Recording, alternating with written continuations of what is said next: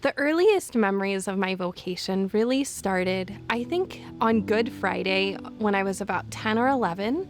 It was the time for the veneration of the cross, and it was taking place in the parish hall, and the lights were kind of low. And as my family and I approached the cross, I just felt this sense of love and that he was calling to me in some sense. Now, at that time, I didn't even consider that that would be religious life. I didn't really know that much about religious life. But I think that was my first experience of God's personal love for me, which is the beginning of every vocation. Another moment that is very important in discerning my vocation was when my family and I went on a trip to Guatemala when I was in high school. And I was standing there on the flat top of this building with a beautiful countryside all around me. And as I stood there, I prayed out loud, which was something, one, that I didn't do, and two, I really didn't pray at all at that point. And I prayed out loud, Lord, I want to give my life to you and to the church.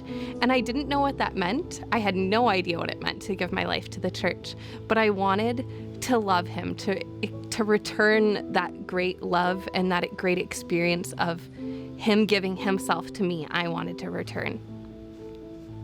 Other than my parents and my grandparents, the main influences on my vocation, I would say, were just other people that I saw living the faith fully. So the priest, the Dominican priest at the Catholic Center at Purdue, at St. Tom's, they showed me what Dominican joy looked like. But also it was the everyday people.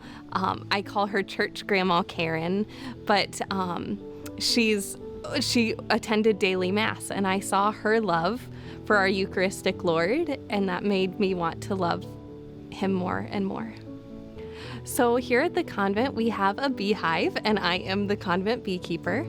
I started keeping bees when I was 12 years old, and when I entered the convent, I thought I wouldn't ever keep bees again, but a few years back, we started keeping bees at the convent, thanks to my dad's generosity in bringing up bees and supplies from my home in Indiana. And so it's a great joy that I gave that to the Lord, but then he gave it back to me, and I get to share it with all of the sisters. We enjoy the honey, the fresh honey, but then also the sisters love to see the order and the magnificence of God's creation when you see the bees at work in the hive, and the sisters coming out with me to the beehive is just so wonderful. July 22nd is the day that I've longed for my whole life. Now, I didn't know that for a long time, but even upon entering the convent, we're meant to give our hearts fully and totally to someone, not for a certain period of time, not with reservations of, I'll give you this, but not that. And so our hearts long for that totality, that total gift. And the Lord has given me everything. To return his love for love, I have to give everything back. The day of my final vows is the day when everything is given. And the beautiful thing is, from that day forward, I just have to continue the yes in the day-to-day, but that the total gift has been given. It's amazing, and it's a privilege, and it's a gift from him that I never deserved, never even knew that I wanted, and he still gave it to me anyway. And he's so faithful, and I just want to be faithful to him for the rest of my life.